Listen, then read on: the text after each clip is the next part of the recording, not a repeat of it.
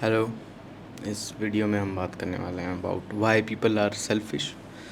Okay, तो सबसे पहले मैं एक चीज़ बताता हूँ। आजकल सेल्फिश नहीं, लोग कनिंग हो चुके हैं। ठीक है, और कनिंग की डेफिनेशन जो मैंने गूगल पे पढ़ी है वो है क्लेवर इन ए डिसऑनेस्ट और बैड वे। लोग सेल्फिश हुआ करते थे, लेकिन अब वो सेल्फिश ही नहीं रहे, अब वो कनिंग हो चुके हैं। जो डेफिनेशन आप सुनते हो, जिस कंटेक्स्ट में लोग बोलते हैं कि लोग सेल्फिश हैं, एक्चुअली में वो लोग सेल्फिश नहीं हैं, अब लोग कनिंग हो चुके हैं। सेल्फिश की भी डेफिनेशन है जो मैं पढ़ देता हूँ। Thinking only about your needs and not others. ये मैंने कुछ नोट्स बना रखे हैं, इनसे मैं देख के बोलूँगा, तो अगर मैं बार बार नीचे देखूँ सो प्लीज़ समझ जाना कि मैं नोट्स से कुछ पढ़ने की कोशिश कर रहा हूँ। मैंने अभी अपने नोट्स बनाए हैं।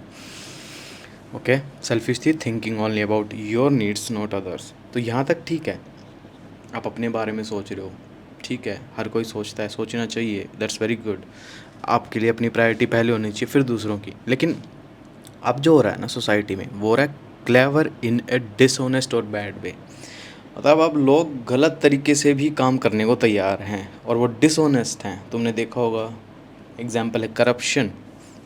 ठीक है, कैसा लोग दूसरों को ट्रीट करते हैं, दैट्स अ गुड स्टार्ट जहाँ से आप आइडिया लगा सकते हैं। उसके बाद मैंने अपनी डेफिनेशन भी लिखी है, my definition of selfish which is self plus love. Now ये डेफिनेशन इन दोनों से बिल्कुल अलग है, क्योंकि इस डेफिनेशन का कंटेक्स्ट ये है कि आप सेल्फिश एक पॉजिटिव वे में भी बन सकते हो। ठीक है, जिसके ऊपर मैं एक डेडिकेटेड वीडियो बनाऊंगा, क्योंकि इस वीडियो में वो सब मैं कवर नहीं कर पाऊँगा, वो थोड़ा लंबा है, ये वीडियो लंबी होने वाली, क्योंकि ये वीडियो एक्चुअल में दोबारा शूट कर रहा हूँ मैं। ये माइक ऑन करना ही भूल गया था, साउंड ही रिकॉर्ड नहीं। मैं 24 मिनट तक बोल चुका हूँ इस वीडियो पे ऑलरेडी, सो मे बी मैं थोड़ा फास्ट बोल सकता हूँ इस बार, सेकंड टाइम बोल रहा हूँ मैं सब। ओके, सो नाउ डिस्कस करते हैं वाई इट इज़ हैपनिंग, कि लोग इतने सेल्फिश क्यों बन रहे हैं इन द फर्स्ट प्लेस। सो इसके लिए फर्स्ट रीज़न मैंने लिखा है मिरर इफ़ेक्ट। ठीक है, ये कोई प्रायोरिटी लिस्ट नहीं है, मैंने वैसे लिख रखे हैं रीजंस। मिरर इफ़ेक्ट का मतलब है, ये टर्म मैंने अपने दिमाग से ऐसे ही बोला है। मिरर इफ़ेक्ट का मतलब ये है कि जो भी लोग हम चीज़ें जैसा करते हैं ना, वैसा ही हमें वापस मिलती हैं।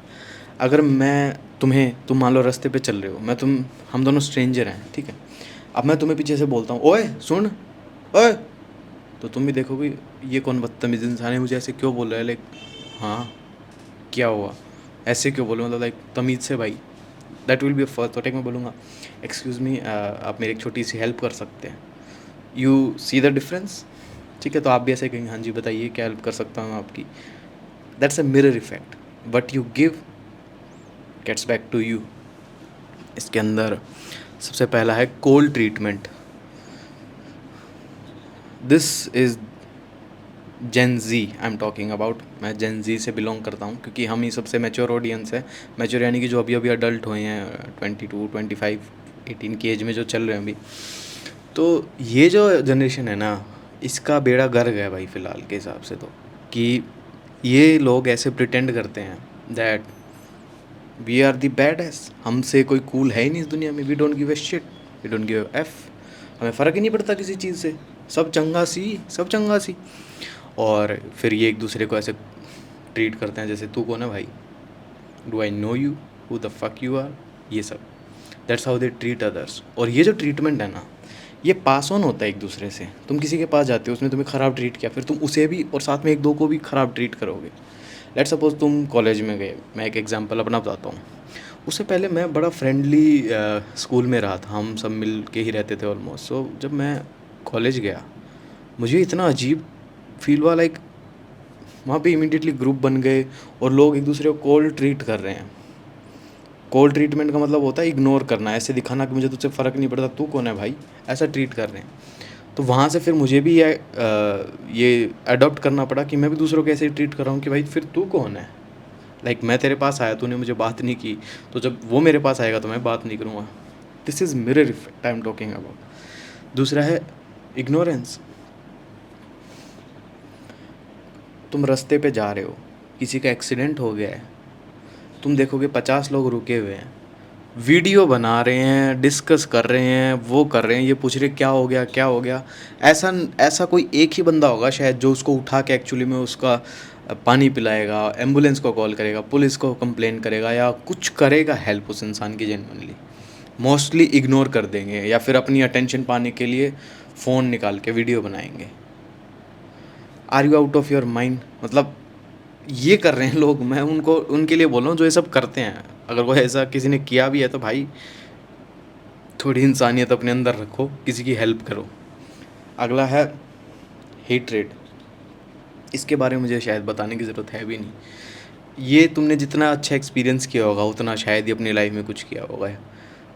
तुम अपनी फैमिली में देख लो, दोस्तों में देख लो, रिलेशनशिप में देख लो, और इसके बारे में मुझे बताने की ज़रूरत नहीं है।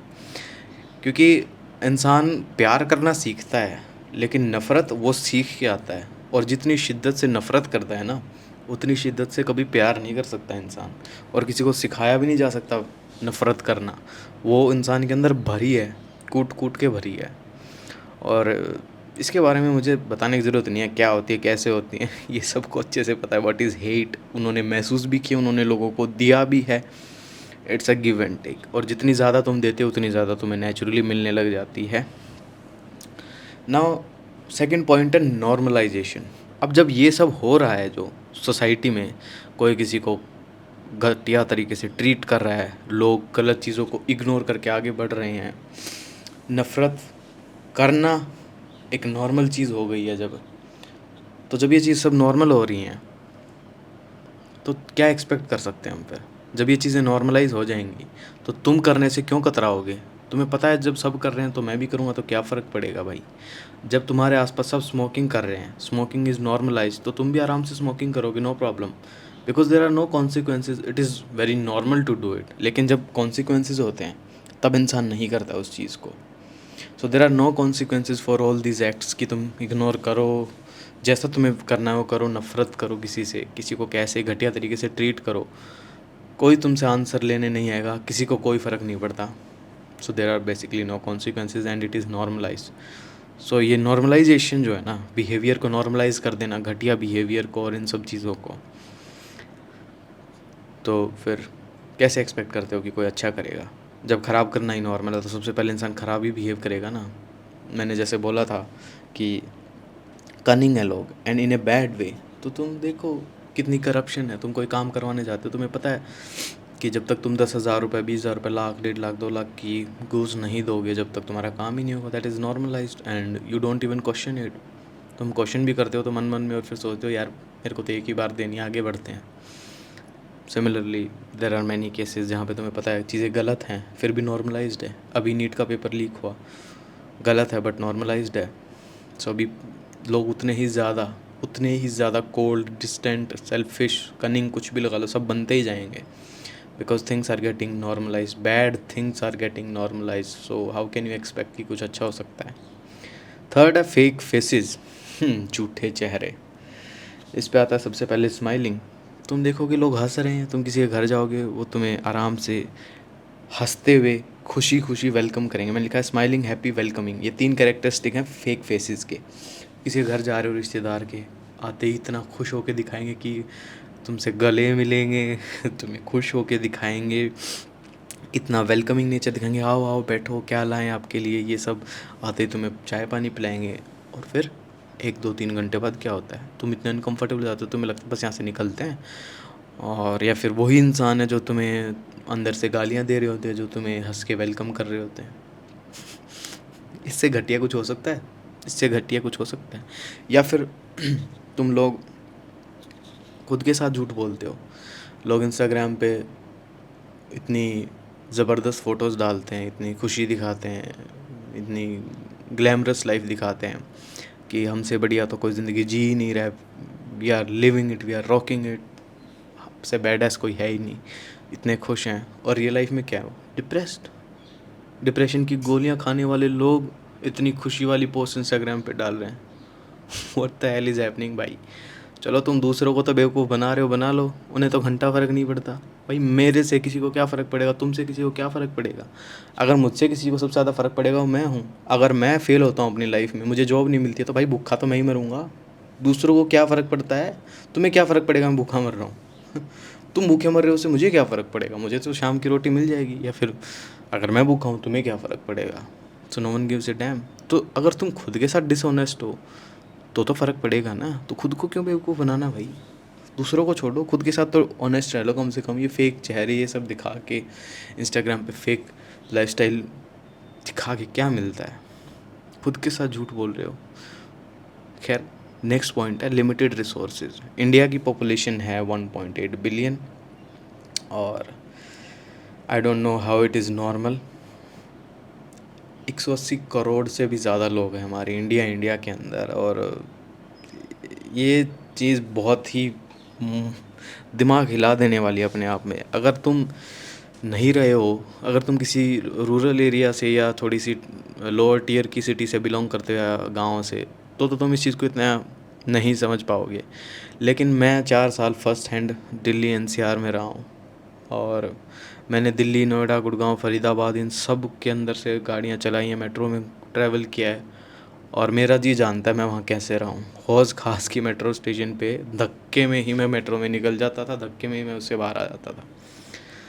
मुझे नहीं पता मेरे पैर अपने आप कैसे चलते थे। लोग धक्का मारते थे, सब कुछ टूट फूट हो जाता था, सारे जूते कपड़े सब गंदे हो जाते थे। और ये इंसान की खुद की बनाई हुई कैद है। जैसे तुम वीडियोज़ में देखते हो ना कैसे मुर्गों को जेल के अंदर ठूस दिया जाता है चिकन्स को, वैसे ही हम ठूस रखे हैं। और ये सब हमने खुद ने किया है और किसी का किया हुआ भी नहीं है। जो लोग पावर में बैठे हैं वो तो बंगलो और मेंशन में बैठे हैं ना। ये तो तुम्हारी और मेरी की भी हरकत है कि हम इतनी कंजेस्टेड एरिया में एक दूसरे के ऊपर चढ़े जा रहे हैं। वो तो प्राइवेट जेट से जाते हैं, हेलीकॉप्टर से जाते हैं, बढ़िया उनके लिए वीआईपी लेन्स फ्री रहती हैं। ये तो तुम और मैं हैं जो धक्के खा रहे हैं भाई। और ये सब इसलिए हो रहा है क्योंकि हमने खुद किया है ये। खैर, लिमिटेड रिसोर्सेज में 1.8 बिलियन पॉपुलेशन है हमारी और 30% से ज़्यादा लोग भूखे सोते हैं, उन्हें एक टाइम का खाना मुश्किल से मिलता है। तो जब ये सब होता है ना कि खाने वाले बहुत सारे लेकिन खाने के लिए खाना बहुत कम अवेलेबल है, तब होती है यहाँ पे लड़ाई शुरू। और वहाँ पे इंसान के जागते हैं सर्वाइवल इंस्टिंक्ट। किसके जागते हैं? जो भूखा इंसान है, जिसको खाने के लिए कुछ नहीं मिल रहा। अब वो लड़ेगा भाई। और जब सर्वाइवल इंस्टिंक्ट एक्टिवेट होते हैं तो इंसान बनता है रूथलेस। रूथलेस मतलब अब वो सबको रौंद के जा सकता है। उसको कोई फ़र्क नहीं पड़ता कौन जी रहा है, कौन मर रहा है, उसके एक्शन से क्या कॉन्सिक्वेंस होने वाला है। वो चोरी भी करेगा, वो छीनेगा भी, वो मार पिटाई भी करेगा, वो सब कुछ कर सकता है। वो बदनाम होने के लिए तैयार है, वो कुछ भी करने के लिए तैयार है, उसे कोई फ़र्क नहीं पड़ेगा। दूसरी चीज़ एग्रेसिव, बहुत ज़्यादा एग्रेसिव हो जाएगा, मारने पे तैयार हो जाएगा। और इस सब के होने से क्या होता है, आदमी की जो मॉरल प्रायोरिटी है वो चेंज हो जाती है। अब उसे कोई फ़र्क नहीं पड़ता कि क्या सही है क्या गलत है। All he cares about is कि मुझे बस खाना चाहिए, मुझे बस ज़िंदा रहना है। क्योंकि इमेजिन उसके पर्सपेक्टिव से वो क्या कर रहा है। वो सोच रहा है यार अगर मुझे खाना नहीं मिला तो मैं तो वैसे ही मर जाऊँगा, तो इससे अच्छा है भाई जेल में 10 दिन काट आऊँगा, लेकिन कम से कम पेट तो भर जाएगा मेरा। तो वो कुछ भी गलत करेगा, डाका डालेगा, चोरी करेगा, जो भी उसके बस की बात हो सब करेगा। ठीक है। अब जॉब उसे मिल नहीं रही है। अगर तुम कहीं सोच रहे हो कि कहीं जॉब कर ले, जॉब उसे मिल नहीं रही है क्योंकि हर किसी को फेयर चांस नहीं मिलता है। बहुत एक्सट्रीम केसेस की बात कर रहा हूँ। वैसे तो ज़्यादातर लोग कुछ ना कुछ कमा के खा सकते हैं, जो कि खा भी रहे हैं, but there are some cases जहाँ ये सब होता है। बट मोस्टली सर्वाइवल इंस्टिंक्ट पे जीते हैं लोग। जो लोग जॉब भी कर रहे हैं, यार किसी को 20,000 रुपये मिल रहे हैं, उसे 5 लोगों को पालना है 20,000 रुपये में, वो बेचारा वो सर्वाइवल इंस्टिंक्ट पे ही जी रहा है। उसे ये लग रहा है कि बस तेरी जेब में 500 रुपये बचे हैं और आने वाले 5 दिन काटने हैं तुझे महीने के। कैसे काटेगा 500 रुपये में 5 दिन? वो 5 लोगों के लिए नहीं काट सकता ना। वो बहुत खर्चे बढ़ गए हैं, बहुत महंगाई बढ़ गई है। सो वहाँ पे उसे सब करना पड़ता है। अब तुम्हारे पास अगर एक बंदा आता है जो तुम्हें मारने वाला है अगली 10 सेकंड में, you know it for sure वो तुम्हें मारने वाला है, तुम्हारे हाथ में बंदूक है, तुम क्या करोगे? तुम ये सोचोगे यार लॉ एंड ऑर्डर क्या कहेगा, मेरे को जेल हो जाएगी, वो हो जाएगी? नहीं, तुम कुछ नहीं सोचोगे भाई। मॉरली क्या सही है क्या गलत है, दूसरे इंसान को नहीं मारना चाहिए, तुम सीधा बंदूक उठा के उसको ठोक दोगे। That's the simple answer you get. क्यों? क्योंकि वही सही है उस मोमेंट में। तुम्हें ज़िंदा रहना है, तुम्हारे लिए तुम्हारी लाइफ की प्रायोरिटी है, सर्वाइवल इंस्टिंक्ट है, तुम सीधा मार दोगे गोली धड़ाम से। तुम्हें पता है बस शूट करने वाला है तुम्हें। क्यों? Because survival instinct are there. तुम्हारे लिए अपनी खुद की जान की प्रायोरिटी है दूसरों से ज़्यादा, विच इज़ वेरी नॉर्मल, इसमें कुछ गलत नहीं है। लेकिन ये हो रहा है, और जब ये बार बार होगा तो ऐसी चीज़ें बढ़ती ही जाएंगी, ऐसी कम नहीं हो सकती हैं।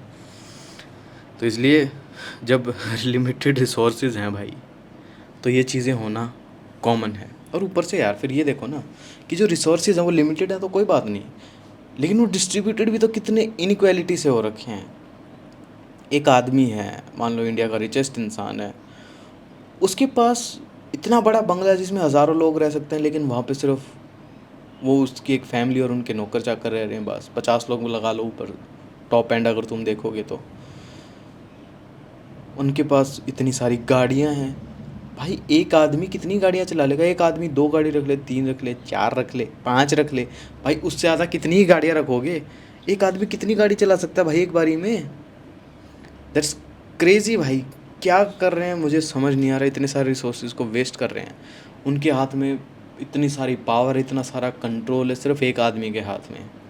देन अगेन इस पे कोई भी आर्गुमेंट हो सकती है कि भाई वो ज़्यादा केपेबल हैं, ये है वो है, but still you know it very well, तुम्हें अपने दिल में अच्छे से पता है कि कितनी बड़ी इनइक्वालिटी है ये।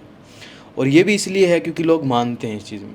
एक कमाल की चीज़ पता है क्या है? लॉ एंड ऑर्डर, ठीक है, पुलिस का डर, कानून का डर, गवर्नमेंट का डर, हर चीज़ का डर। ये सब तभी तक एग्जिस्ट करता है जब तक इंसान इसे यहाँ से मेंटली मानता है। जिस दिन यहाँ से मानना बंद कर देगा ना, उस दिन ये सब खत्म हो जाएगा। क्योंकि तुम जिस इंसान से डर रहे हो ना, वो भी तुम्हारी तरह एक कॉमन इंसान ही है, बस वो तुमने परसीव कर रखा है कि ये मुझसे रैंक में बड़ा है। That's a mental pervasiveness. तुम उसे बोल रहे हो, दिमाग से मेंटली मान रहे हो कि हाँ ये मुझसे बड़ा, अदरवाइज़ कोई किसी से बड़ा नहीं है, कुछ नहीं है। सबकी वही बेसिक नीड्स है, फूड एंड सेक्स। सब अपनी फैमिली के लिए जीते हैं, सब अपने लिए जीते हैं, और उससे ऊपर कुछ नहीं है इस दुनिया में। उससे ऊपर कुछ नहीं है, बाकी सब सेकेंडरी चीज़ें आती हैं, मेटेरियलिस्टिक वर्ल्ड आता है। तो अगर तुम ध्यान से देखोगे तो ये सब सिस्टम और ये सब जो चल रहा है ना, ये सब तुम्हारे और मेरे मानने पे चल रहा है, अपने आप नहीं चल रहा है। जब तक हम इस सिस्टम में मानेंगे, बिलीव करेंगे, चलता रहेगा और ऐसे ही चलता रहेगा। तो कोई सिस्टम को तो नहीं बदल सकता, जो भी बदलने चला है सिस्टम ने उसे ख़त्म कर दिया है कम्प्लीटली। आज तक उसका नामो निशान ही नहीं है हिस्ट्री में, बस वो एक मसीहा बन के रह गया है। जो भी सिस्टम के खिलाफ आज तक बोला है या आवाज़ उठाई है, ऐसे बोलना कुछ नहीं है, बोल सकते हो, मैं बोल रहा हूँ, लेकिन उसके खिलाफ जैसे तुम रियल एक्शन लेने जाओगे ना, वहाँ से चीज़ें गड़बड़ हो जाएंगी। तो इनइक्वालिटी तो एग्जिस्ट करती है दोस्त, उसका तुम कुछ नहीं कर सकते, मैं भी कुछ नहीं कर सकता। That you have to live with it, because या तो उसके साथ जी लो या तो मर ही जाओ। वो कोट बहुत अच्छा है, either you die as a hero or you live long enough to see yourself as a villain. कि या तो तुम हीरो की तरह मर जाओ या तुम थोड़े दिन और ज़िंदा रह जाओ। तुमने लोग थोड़े दिन में विलन अपने आप बोल देंगे अगर तुम अच्छे इंसान हो तो। खैर, अगले पॉइंट पे चलते हैं, जो है lack of love in life. अब चाहे वो फैमिली से मिलना हो प्यार, चाहे फ्रेंडशिप से हो, चाहे रोमांटिक हो, इंसान की ज़िंदगी में प्यार कम्प्लीटली मिसिंग है। बहुत कम लोग ऐसे हैं जो रियलिटी में उसे एक्सपीरियंस कर पाते हैं। मैं ऐसा नहीं कह रहा कि किसी को भी प्यार नहीं मिलता है, ज़िंदगी में मिलता है, लेकिन छोटे थे जब माँ बाप ने पीट पीट के सीधा कर दिया। दोस्त यारी में थे, उन्होंने हमें यूज़ कर लिया कि भाई तू ये लिया वो लिया, मेरा ये कर दे वो कर दे, और काम होते ही फेंक दिया। और रोमांटिक रिलेशनशिप में बस जब तक रिक्वायरमेंट थी एक दूसरे की, चाहे वो किसी भी बेसिस पे हो, चाहे वो इमोशनल हो, फिज़िकल हो, मटेरियलिस्टिक हो, वो थी जब तक थी। वो जो जब चली गई उसकी रिक्वायरमेंट फील नहीं है, या नया कोई इंसान मिल गया, एक दूसरे को डंप कर देते हैं। प्यार व्यार ऐसा कुछ नहीं है। तो जब ये सब है ही नहीं, इंसान की ज़िंदगी से प्यार मिसिंग है। प्यार एक बहुत बड़ा फोर्स है, एक बहुत बड़ी ताकत है। जो इंसान एक्सपीरियंस कर लेता है सिर्फ वही इस चीज़ को जान सकता है। तो जब तक किसी इंसान ने प्यार जाना ही नहीं है, देखा ही नहीं, अपनी ज़िंदगी में महसूस नहीं किया, वो दूसरे इंसान को प्यार कैसे दे सकता है? जब एक इंसान ने सिर्फ धोखा महसूस किया बचपन से, ठीक है, सेल्फिशनेस देखी है लोगों में, लोगों को इग्नोर करते हुए देखा है, अपने आप को इग्नोर महसूस किया है, अपने आप को ऐसे महसूस किया जैसे वो एक गली का कुत्ता है और लोग उसे लात मारते हैं, तो वो कैसे दूसरों को अच्छे से ट्रीट कर सकता है यार? नहीं कर सकता। कैसे एक्सपेक्ट करे? हो ही नहीं सकता। तो इस सब की चीज़ों की जो शुरुआत है ना, और जो पॉजिटिवनेस है, उसके ऊपर दूसरी वीडियो में बात करूँगा, जिसके ऊपर मैंने अपना जो डेफिनेशन बनाई थी ना, सेल्फिश इन ए पॉजिटिव वे, तो सेल्फ लव जो था, उसके ऊपर एक अलग वीडियो बनाऊँगा। बट फ़िलहाल का जो मेन मेरा मुद्दा था वो यही था कि लोग सेल्फिश क्यों हैं, उसके पीछे के रीज़न जो मुझे लगे वो मैंने नोट्स बनाए हैं और आपके साथ मैंने डिस्कस किए हैं जो मुझे लगता था। और ये कुछ पॉइंट्स हैं, मे बी मैंने कुछ मिस कर दिया हो सकता है, but these are the main reasons जो मुझे लगे, जो मैंने महसूस किए अब तक के, कि इंसान के साथ जैसा होता है ना वो वैसा सोसाइटी में देता है, और ये कुछ मेन के रीज़न हैं। खैर, बस इस वीडियो में इतना ही। इस वीडियो को देखने के लिए आपका बहुत बहुत धन्यवाद। मिलते हैं किसी और नेक्स्ट वीडियो में, तब तक के लिए लव यू ऑल।